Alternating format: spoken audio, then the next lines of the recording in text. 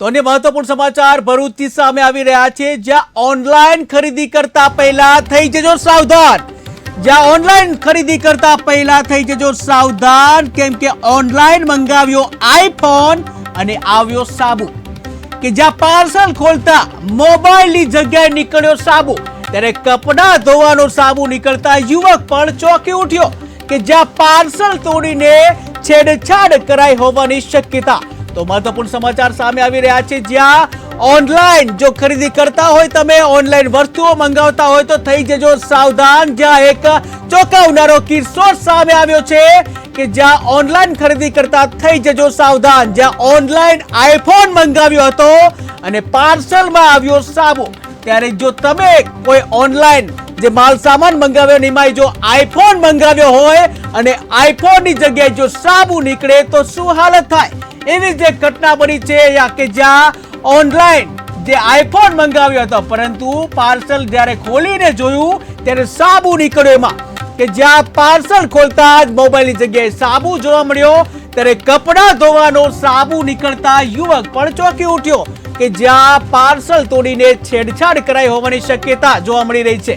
કે જ્યાં આ સાથે જ જે કહી શકાય આ પ્રકારની ઘટના જે બનતી હોય છે ત્યારે અનેક પ્રશ્નો પણ ઉભા થઈ રહ્યા છે. ત્યારે આ સાથે જે સંવાદદાતા તોસીફ જોડાઈ ગયા છે ભરૂચથી. જે તોસીફ, વાત કરવામાં આવે કે ઓનલાઈન આઈફોન મંગાવ્યો હતો અને સાબુ નીકળ્યો, ત્યારે શું છે વધુ વિગત? જી મહેન્દ્ર, ચોક્કસથી જણાવી દઉં. જંબુસરના ઇકલ ઓટો પાર્ટ્સ નામની દુકાન ધરાવતા મોહમ્મદ આસિફ ઇસ્માઇલ પટેલ નામના યુવાને એમેઝોન ઉપરથી 20 તારીખના રોજ એક આઈફોન બુક કરેલો હતો. જે આઈફોનની ડિલિવરી એમેઝોન કંપની દ્વારા ગ્રાહકોને કરવામાં આવે છે અને એ એમેઝોન દ્વારા ગ્રાહકોને જે ડિલિવરી કરવામાં આવે છે એનું બોક્સ ઓપન કરતા અંદરથી જેલીનું બોક્સ નીકળતા ચકચાર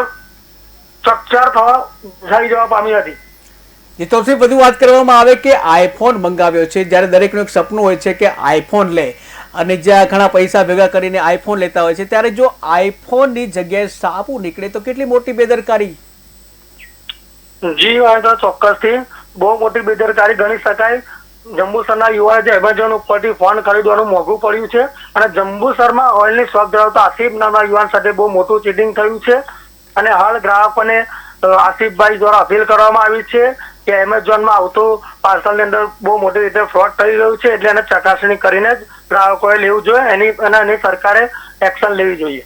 જી બિલકુલ. એમેઝોન જે એક ઓફિશિયલી જે કહી શકાય ઓનલાઈન શોપિંગ માટેની સાઇટ છે, ત્યારે જો એમાં જ આ પ્રકારની ઘટના બને તો શું કહી શકાય? મતલબ કે જ્યારે એમેઝોન જેવી સાઇટ ઉપરથી જો આવી ઘટના બને તો એની ઘણી અસર થઈ શકે છે.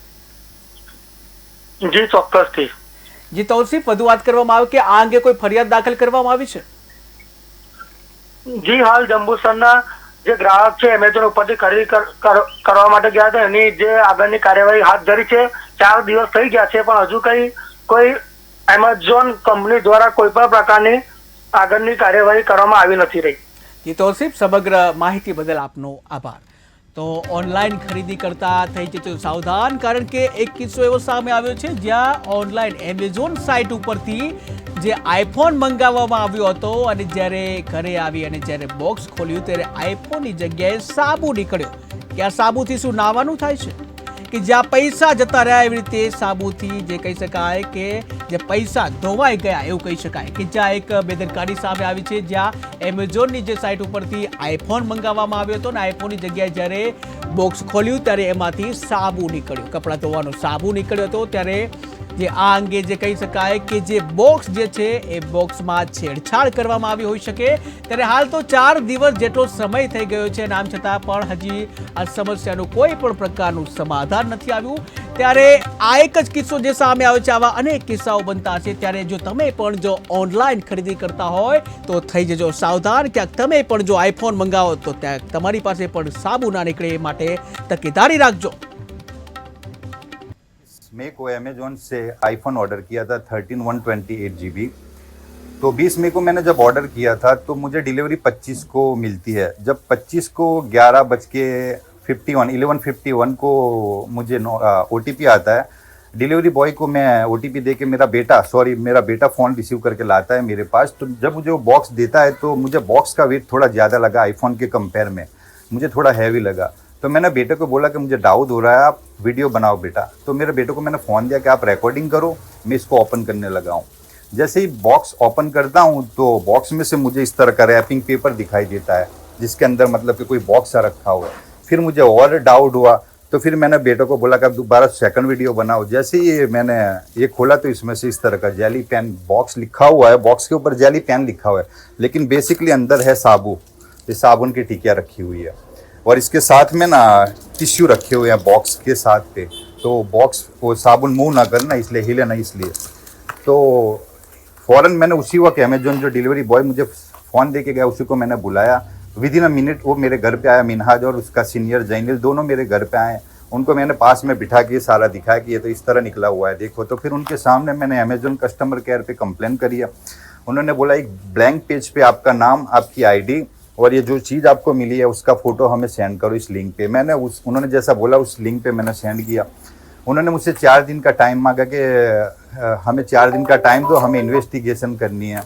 मैं बोला नो प्रॉब्लम, आप इन्वेस्टिगेशन करें, लेकिन मैं आपको फिर भी एवरीडे फॉलोअप के लिए कॉल करूँगा।